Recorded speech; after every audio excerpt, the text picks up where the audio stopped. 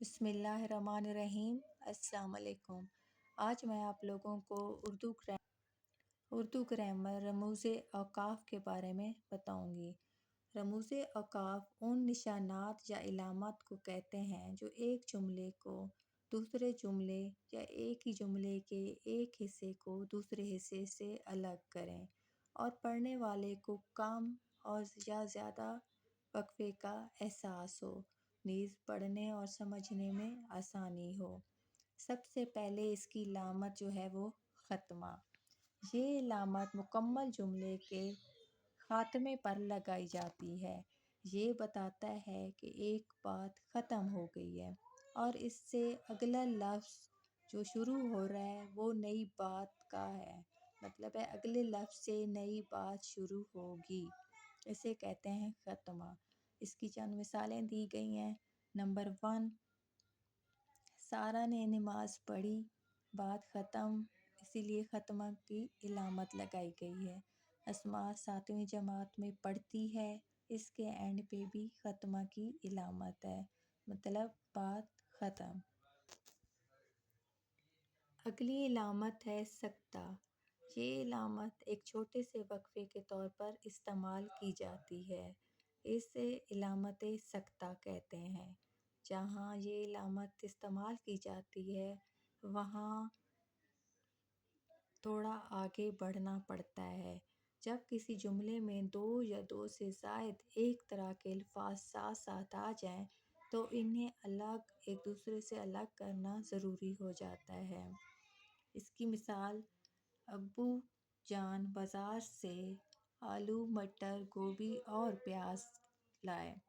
Number 2، میرے بستے میں اردو، اسلامیات، ریاضی اور عربی کی کتابیں ہیں۔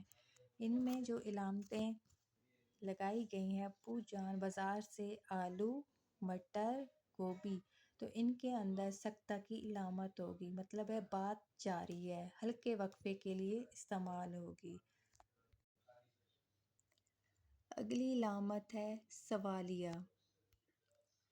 ایسے جملے جن میں کوئی بات پوچھی جائے یا سوال کیا جائے، ان جملوں کے اختتام پر یہ علامت لگائی جاتی ہے، جیسے کہ دروازے پر کون ہے، اس کے اینڈ پہ سوالیہ نشان لگایا جائے گا۔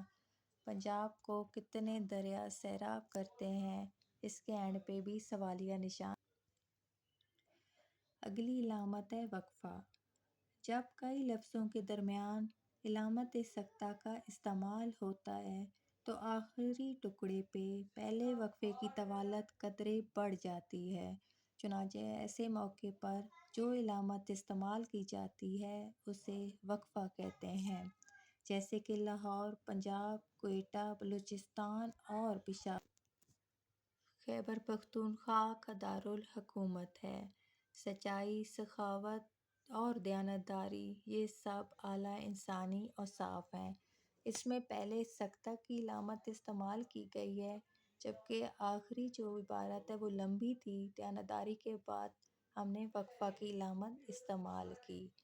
اگلی جو علامت ہے اسے رابطہ کہتے ہیں۔ اس کا نشان 2 ڈاٹس کی صورت میں دیا جاتا ہے۔ یہ علامات سکتہ کی نسبت زیادہ ٹھہراؤ کے لیے استعمال کی جاتی ہیں۔ جملے میں کسی قول یا اہم بات کو بیان کرنے کے لیے بھی علامت رابطہ کا استعمال کیا جاتا ہے۔ مشہور کہاوت ہے، حرکت میں برکت ہے۔ اس میں مشہور قول کو ہم انٹر کاماز میں لکھیں گے، جیسے حرکت میں برکت ہے۔ مشہور کہاوت کے آگے ہم رابطہ کی علامت لگائیں گے، پھر حرکت میں برکت کو 2 انٹر کاماز میں 2 واوین میں لکھیں گے۔ ٹیپو سلطان کا قول ہے، آگے رابطہ کی علامت، شیر کی ایک دن کی زندگی گیدڑ کی 100 سالہ زندگی سے بہتر ہے، اس کو واوین میں لکھیں گے۔ یہ تمام علامتیں جو ہیں بہت اہم ہیں اور اہم عبارات کو لکھنے میں استعمال ہوتی ہیں۔